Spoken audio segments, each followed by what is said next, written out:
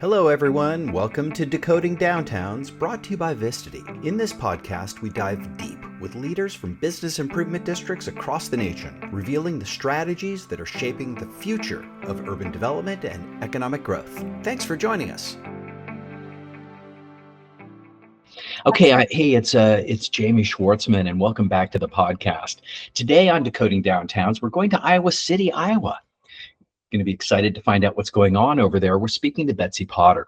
She's the executive director of the Iowa City Downtown District. Betsy, how are you today? Great. Thanks so much for having me. Well, welcome to the podcast. So tell us a little bit about downtown Iowa City. Sure. So downtown Iowa City, we're a college town, home of the University of Iowa, and really our unique makeup amongst college towns is that our campus is integrated with our downtown. So it's not a separate campus town. It's not, you don't have to, there's not one area for college students versus the community. It's really an integrated community.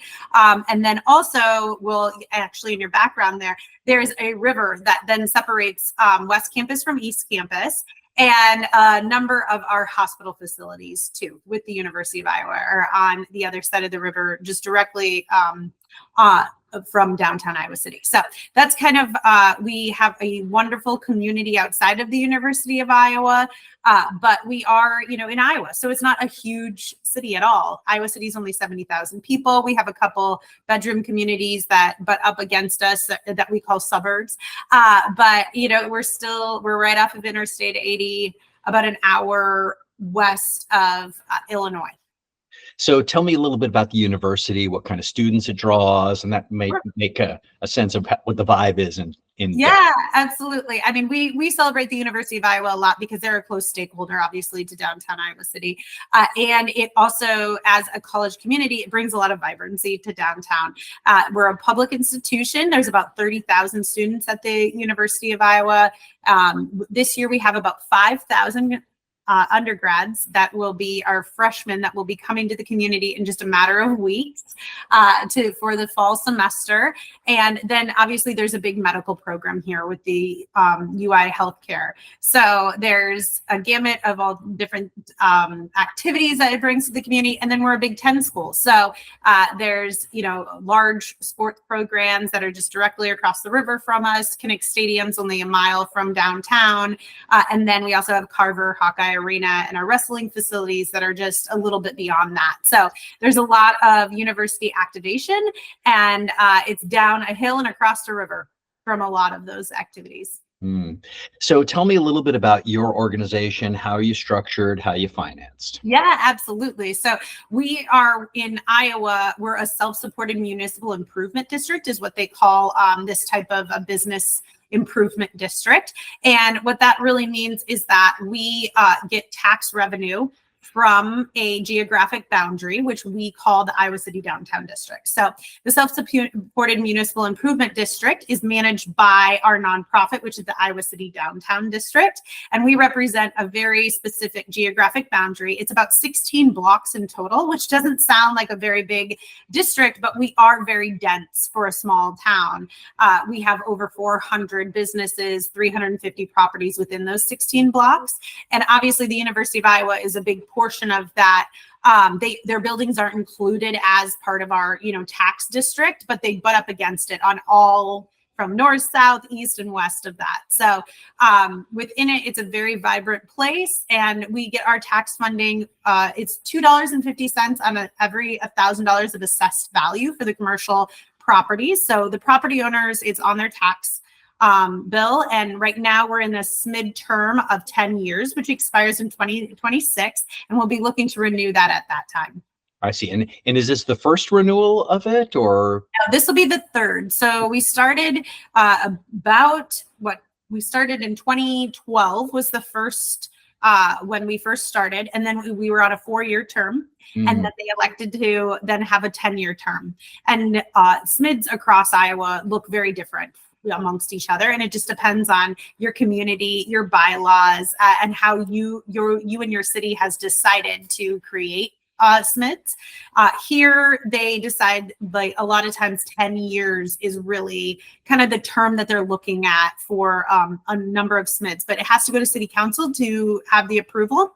And we'll be starting on that kind of SMID renewal effort here in 2025 because it takes a certain number of property owners and diverse property owners to sign our SMID petition for it to go to City Council before it can be renewed. I see. So in Iowa State, it's SMID, not BID. Correct. In the state of Iowa, it's a SMID. And we have a number of Main Street districts, which are much different than what a SMID or a BID would be, or in other states, it's DDAs. But this is, in Iowa, it's a SMID. So SSMID. Cool. So executive director of a SMID, what's that like? Yeah, so I've been doing this for about a year now. I've been with the organization previous to that for 10 years. So I've been with the Iowa City Downtown District for 11 years now. But in this role as the executive director, it is a lot of working with our members, primarily our property owners and key stakeholders, the city, as it may be on advocacy items, and then major programming elements. On our staff, we're a relatively small staff. There's 4 of us, and we have a director of special events who does a number of events to bring vibrancy and activation of downtown. We have a director of marketing to help us with our marketing efforts, and then we have a nighttime mayor who works with our nighttime businesses on communications, programming, marketing elements there, and then my role. So we always say we do 3 things in our organization. We welcome, shape, and draw, and each one of ours work buckets kind of fall under one of those, if not multiple. I see. And then, safe and clean operations, is that not part of your organization? Yep, it just actually recently became part of our organization. So previously, and maybe what might be a kind of boring story, but what we've previously been we just dipped our toe into the clean and safe operations. So we were help funding a public safety officer to be our downtown community liaison to help us with services for mental health services and things like that. We still continue to do that. We have a wonderful social service programs here in Iowa City that really drive a lot of that work when it comes to public safety and mental health and the homeless crisis and everything like that. So we really rely on those services to help us with that safety element. But we had only been power washing. That was our only role in the clean world. And about a year ago, we actually started working with the city of Iowa City to change that. And so now we work with block by block and we manage the contract there. So we just introduced our Downtown Iowa City Ambassadors program to the community, which has been a huge success. It's a much more visible presence. We have a lot more control and dictation on the cleaning services within downtown. So I think where a lot of bids or SMIDs have been, we're catching up in the clean and safe realm. And I think a lot of it had to do with that. We're small, and so we never thought we could take on additional cleaning services that need to be enhanced, not take them all over from the city, but it's a shared contract. They do weigh in on what needs to be cleaned, but it has been very helpful for our community as far as efficiency and cleaning. Let's talk about economic development, and how would you kind of characterize the temperature of economic development in downtown Iowa City? Yeah, we've been going through a lot of changes, especially in the economic development world. We weathered COVID fairly well, right, during the COVID time. And then I think we are, as a college community, as a community of only 70,000, and then college students added on, we're feeling some impacts from the economy now this year. And a lot of it has to do with during COVID, we had a number of properties that sold, and they sold to, property owners or investors that really wanted to increase the rates. And so our vacancy has always traditionally been about 4%. And right now we are sitting a little above 4% because the lease rates have gotten really high for the community and for the state. And so that has been a challenging part of our economic development for downtown. But, again, we are seeing our vacancy rate is still about 5 or 6%. So it's not a heavy vacancy rate. We aren't seeing the same amount of development happening. And a lot of it has to do with inflation and costs. And so development has really stalled within downtown. Recently, the city of Iowa City, recognizing the challenges to that, has purchased a property in the heart of downtown, one of our most premier properties, that was used as a parking lot and a drive-through bank, which you don't see very much anymore in the heart of downtown. and the property was purchased by the city of Iowa City. They're going through an RFP process right now for the development. They've done this a few other times in downtown, but it has really helped spark creative solutions for interesting and public-driven buildings in our downtown. So we're really encouraged by that development that should hopefully be coming online in the next couple of years as a catalyst to some really needed development within the core of downtown. We're seeing challenges with bedroom communities. Cheap land exists out here in other communities, and an expansion along the interstate. So although things are, going well, and we're obviously propped up by university students 9 months out of the year, we're always working on economic development with our partners, because it is pivotal to stay ahead of it and not be catching up from behind. So there's definitely some challenges. We've seen, challenges with, convenience type shops coming in and taking over a lot of the smaller, more retail focused spaces, paying extreme leasing rates. And so all of those things that, a year ago we didn't maybe know we would be dealing with, it's kind of catching up with us on the economic development standpoint. What are some of the visions for this new parcel that the city is putting out RFPs for? Yeah, so we went through a long public input process. Obviously, when you work with the city, that's key. And a number of the suggestions for, what the space needs to be, because it needs to be tax, generating. It can't be a park. It can't be, just a market of sorts. It needs to be a tax generating parcel, and we need it to be multiple uses because we're running out of space within downtown, because we're kind of densely trapped by a few, like by the university property, by a highway, things like that. So we are hoping that it's multi-use. We have a lot of luxury student housing that exists. So right now the approach is probably not going to include luxury student housing. Affordable housing, as with every community, continues to be an ongoing conversation. So we do hope that there's affordable housing within the property. I call it a semi-public private activation of a building. So we have a few buildings here that are seen as very public spaces, where, it's a grocery store with an outdoor patio right across from the library, across from the playground. It gets used by many, many different audiences. We have another building that has a movie theater and a bowling alley, and it's outside on the lawn, has the farmers market. So that has been our hope and our push for the building, is to have another element where the public sees it almost as a public space, but it's private, but it has privately owned businesses, and it's welcoming to multiple different audiences. If it's, for tourism, for the community, for business, whatever it might be. So as far as the specific uses, it hasn't been determined, or I don't know if it'll be communicated quite like that, but definitely affordable housing and multi-use that can be an attraction for downtown. So it's an interesting approach. Not all communities will take the risk to do something like this, but we are really, really proud and thankful that the city has decided for this parcel to continue this in this route. Are there other infill opportunities within the district? There's a few of them. And a few years ago, I would have said, oh, there's hardly any, but we have ran into some brownfield issues with some properties that did have proposed developments. And just because of the, economic uncertainty over the last few years, they've stalled out or paused. So we have a few of them. We have one on a former parking lot. And then we don't have, they're not huge spaces, but they're definitely like really great opportunities amongst such a dense community. We have a brand new art museum, the Stanley Art Museum, that's just down the hill from downtown. That's a big attraction. We have 6 hotels within, our small little area that has a lot of tourism and attraction here. So the infill projects that do exist are well located within the core. And so what are you doing right now to attract investors and developers to pay attention to downtown Iowa City? Yeah, a lot of our work at this point is working with our regional organization, Greater Iowa City, and with our tourism agencies and with the city, to make sure, one, that it looks nice down here. Like, that's a big thing, that we market ourselves, that we make sure that we communicate the advantage of being in downtown, because there's, like I said, it is not the cheapest place to locate. And we know that.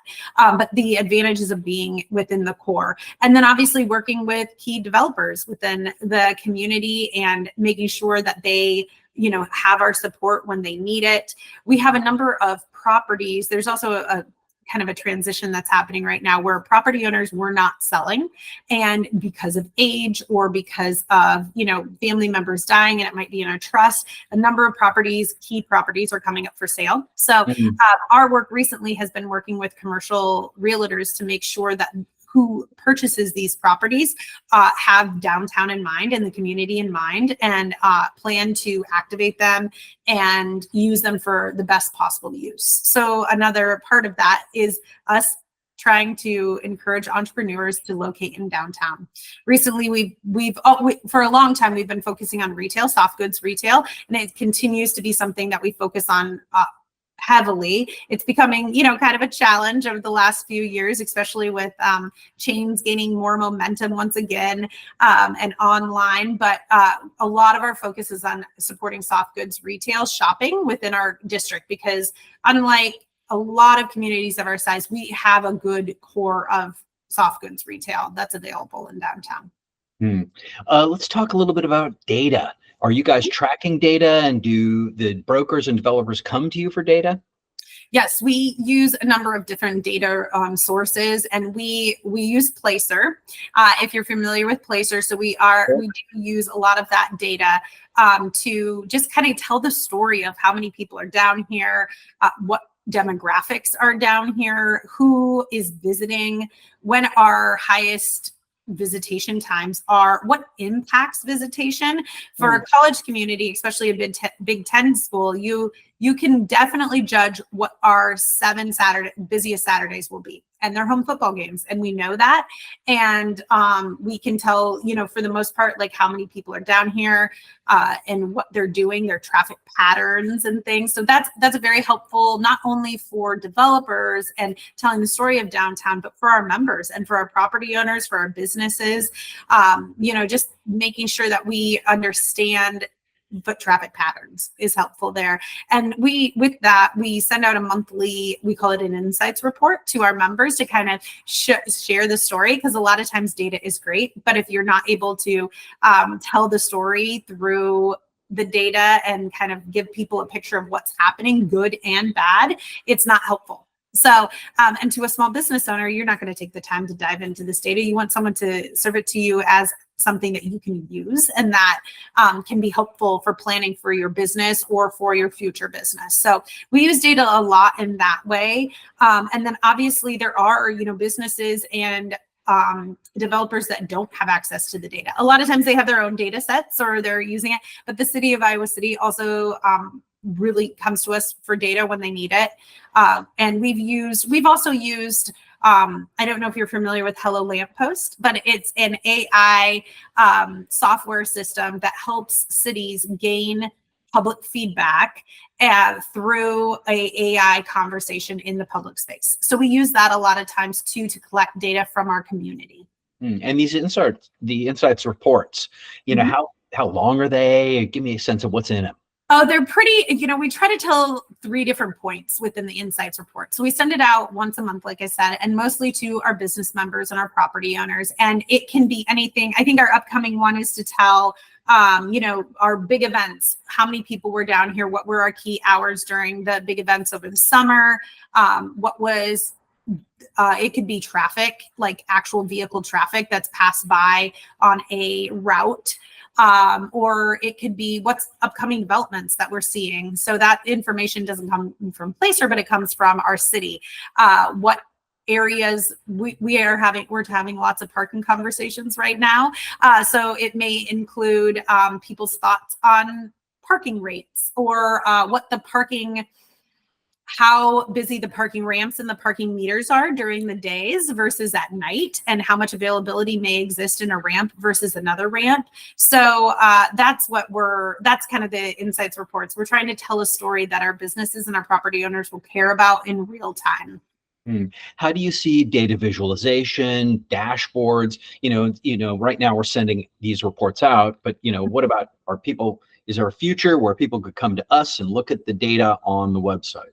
Yep. But we do offer that if our property owners want to come and specifically look at certain parcels or have access to that data, that's available. We've had a few contact us about it, primarily for small businesses. They're trying to keep the lights on and keep things going. So that's why our insights report was developed, because we know that they may not know what to ask for even. So we're trying to give them the information and the data that they may not know they need. But yeah, absolutely. There's always an opportunity we're centrally located within a very small footprint, right? So anyone can come to our office, and maybe it's an Iowa thing, maybe it's just a small town thing, but everyone knows us and they have easy access to us. So a lot of times if anyone is looking for information or data, or if they're trying to work on even a proposal for a development, they will be in contact with us at one point or another. Let's look ahead at the next short 12 months and Sure. what's on your agenda for that period of time. Yeah, absolutely. So we have some really exciting things, and then some things that are exciting for nerds like us, and then might seem kind of boring for the general public. But the primary thing that we'll be working on over the next year is our strategic planning process for the next 5 years. And so we're working with a firm out of Seattle, Washington. They'll be coming here for and it's about 8 months process that we'll be working on our new strategic plan. But within that, we need to plan for our renewal. And with it, that's a long process, right? We have to have a new petition. We need to go out to property owners. We need to have them sign, communicate what our vision is for the next 10 years. And so within the strategic planning process, I'm hoping to really engage a number of stakeholders that have never been engaged before, and communicate with people who are excited about the next 5-10 years of our community. So that's one thing that we'll be definitely busy with. We're also working on placemaking activation through lighting. We have a pedestrian mall, one of the very few successful pedestrian malls that came out of urban renewal. And it has been successful since it was created, and it hasn't been turned back to a street. And it was a street originally. So the pedestrian mall is definitely like this center of downtown. And off of that, there's 2 alleyways and 1 walkway.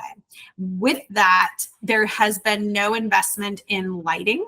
And so as a safety element, as an activation element, an art element, we're working on using resources that we've been given from the city of Iowa City through ARPA funding to add artistic lighting to our core, to not only help, just add vibrancy and beautification, but really enhance safety within those areas that pedestrians may not always be using, but they're definitely using at night without a lot of supervision. So we're hoping to do that through some really fun, and lighting has come such a long ways. The technology with lighting that can be done on a budget that we can handle is pretty amazing. And 10 years ago, when I started doing this, that did not exist, right? So we're really excited about those elements that we will be bringing forward in the next year or so, and trying to get those done. You have to work so far out when it comes to ordering lighting, and even getting general contractors and things. So that's another element. Obviously, there's some boring advocacy elements that we'll be working on when it comes to conversations for development and parking and things. And then outside of all of that, we continue to do a number of events and retail recruitment. So that's always on our agenda, and we will always be working on that, but really finding where we can start to have a bigger attraction for entrepreneurs and small businesses to start their soft goods retail concepts with us. Hey, I noticed up on the shelf above you, that's 2 Pinnacle Awards there, right? Oh yeah, yes. So what did you guys win Pinnacle Awards for? I wish I remembered. Okay. I don't even remember that one out. I was like, wow, that's kind of cool to have 2 of them in the background. Yeah, there's a few of them. I don't remember what they're all for. The prior administrations. Sure. I guess Yeah. All right, cool. Realize that's what they were called. So no problem. We'll pivot it. Are you involved in the IDA? Yes. Yep. Yeah. Well, I mean, we're members and we attend we attend the conference every year. And I went through the certification Oh, for great. the LPM. Yeah, and we love the idea. We're excited to be at the conference in Seattle. Yeah, so are we. Hey, Yeah. let's play make-believe for a second. We're going to Sure. pretend that you've been handed a magic wand and you know how to cast a spell to promote the vitality of downtown Iowa City. Betsy Potter, how would you use your magic wand? Well, if I had my magic wand, there's a few things that I would love to see, in the next couple of years. One, I really think one of the elements that we should be working on is attracting a children's museum, science center to our community, some activation element that encourages families and tourists to come downtown on a continual basis. That's something that it's currently located in our mall at a neighboring community at least for a children's museum. And it would be awesome if we had an equivalent or some sort of other activation to really encourage families downtown. We have a public library that's located right in the heart of downtown. It's an amazing attraction, but more things for families to do, since we all know that once you create habits and a love of a place, especially when it's early, they will just keep coming back. So that's something that I love to focus and dream on. Like, how can we get families to really embrace the urban core here? That's, one thing. And then also, I would love to just see some really core anchors, whether it be chains or not, of our retailers in downtown. We need a furniture store. That would be wonderful. It would be great to have our hardware store that's, just outside of downtown relocate. So not big, crazy visions, but things that I think that we can easily accomplish and make sure that we're just like focusing on the attention to downtown, because there's a lot of development that can happen quickly. Great. So before we wrap, tell us how we can keep our eyes on downtown Iowa City, and you in particular. If you're inclined to keep your eyes on downtown Iowa City, I think we do a lot of really cool things, especially for a smaller community.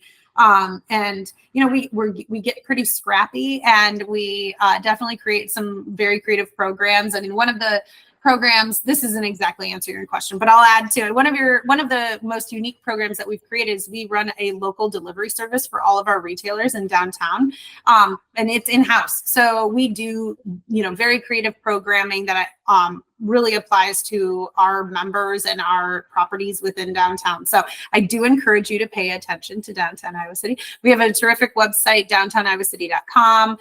You can find us on all the social channels, Downtown Iowa City, on Instagram and Facebook. And then, if anyone is interested in just connecting, I'm on LinkedIn. Otherwise, our contact information is on our website too. Hey, tell me quickly about the Cosign Plus grant. Yeah. Forgot Yeah, to talk. absolutely. That's also a really amazing program. I can't take credit for the name or the full creation, but actually the National Sign Museum created Cosign, and we were the second neighborhood or community to be a Cosign neighborhood. This was about 10 years ago, and they brought their Cosign program to Iowa City because we had a staff member at the time that was super interested in signage. And he worked to bring that system here. So over the years, I think they've kind of dropped off from Cosign, but we've kept Cosign Plus is our kind of rebranding of it. And what it is we encourage and incentivize businesses of any kind to think about signage as one of their primary marketing tools. And we hope that they invest in lighting and making it unique. So the Cosign program originally partnered artists with businesses to create signage and then have local sign fabricators create them. That core still somewhat exists. We don't require an artist to design the signs because it got very challenging over time to always have an artist just for time's sake. And a lot of the sign companies that are able to fabricate many times have to create the sign themselves just because of some constrictions. But 10 years ago, we had 0 projecting signs.